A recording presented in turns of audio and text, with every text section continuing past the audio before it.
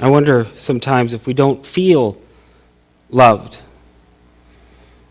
because we don't see our Father's love as being that, because we are undeserving.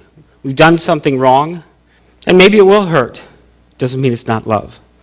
And maybe it will be overwhelming affection just because you are in his presence. Doesn't mean that it's not love. My point is that we might not even see it.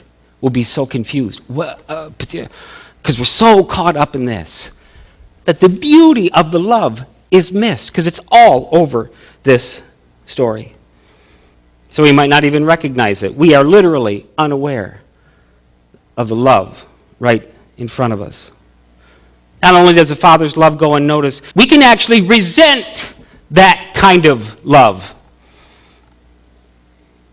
I'm not going to read about the older son, but if you know this story, is that really hard to see? That the older son resents that love. But it's easy to see the older son, who has been working while the young one went off and spent the money. And he resents the party. He resents the son coming back. He resents the father's love. It's exactly what he says. Father, how can you love him? How can you throw a party for him? Why didn't I ever get a party for my friends and I? Ooh, Dad's not invited. For my friends. In other words, that son doesn't deserve your love. But I do. I'm not accusing, trust me. I have been here so many times. And I am dumbfounded how my feeling deserving give me that love. 90% of my resentment is over that Russ was a better son, that Russ was an older son. And I have other brothers and sisters. 5. I have resentment all in the middle child, please. The younger ones are spoiled, the older ones get their way. Really? Really? I'm not here to flatter my dad like he was. I'd embarrass him if I said he was the perfect father. It's not about that. It's about ourselves. That's what this story is about. Ourselves and our view of love. And God gives us a juxtaposition of love, and they're both us. God says, when you come to me undeserving, you can't imagine the affection that I have. You can't imagine the affection that I have for you. My arms are out. What more do I have to do? But because you're coming with all this shame, I'm in trouble. Do you even think about being loved? I'm so bad. Me. I actually think this one is worse. I think the older son is the point of the whole story. Because he throws a party for the one that was undeserving. He doesn't scold. You can't look for that in this story. He doesn't scold the older son. He doesn't scold either one of them. He doesn't tell the younger one, you missed my love for you. He doesn't tell the older one, you missed my love for you. He just says, everything I have is yours. What more can a father say? But if I'm in a posture of deserving before God, before my dad, I assume that posture I don't like. And I don't feel loved. And quite frankly, the middle child, we're kind of neglected. I deserved more love.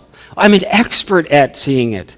I don't see this stuff in story because I'm so intellectual. I get it because my heart is just like cut open every time I read a story like this. Like, oh, there it is again. I got the picture. But I'm convinced it's what God wants us to hear. You're both, and I love you both. Come to me.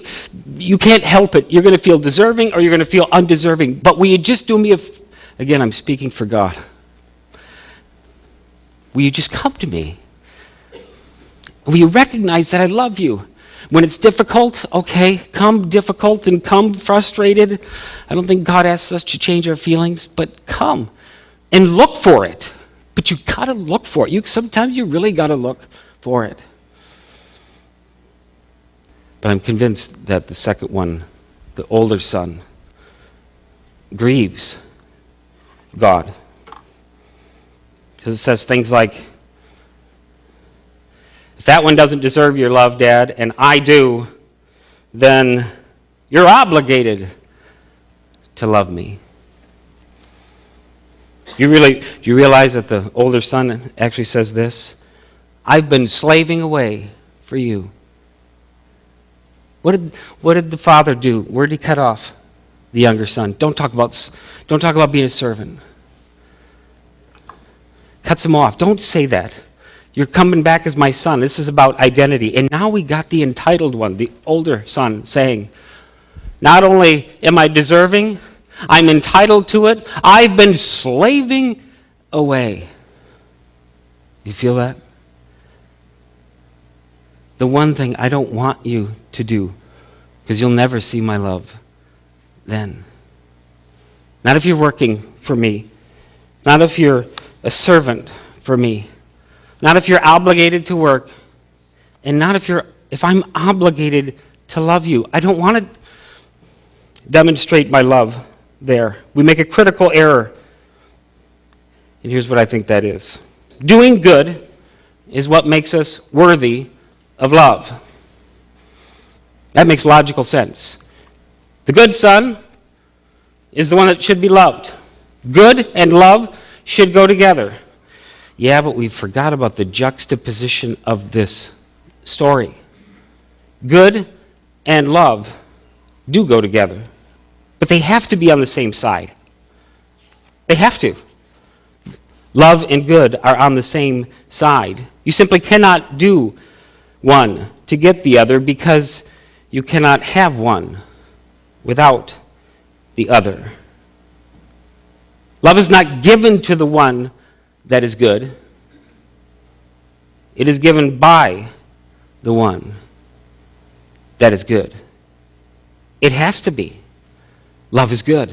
Love is kind. Love is gracious.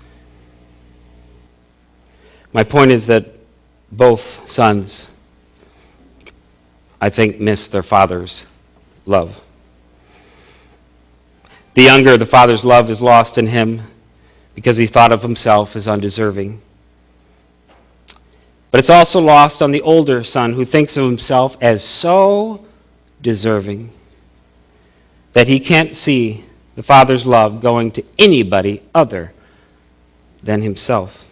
I'm afraid that the best of our father's love, that my father's love, is not unlike God's love. The best of it, I wonder how often I missed. It's not about deserving. It's not about trying. It's about learning to accept who it is that we are, made in the image of God, and that He delights in that. Even if you can't comprehend it, does it really make a difference about God's love? Or does He just love? Does love because that's what it does?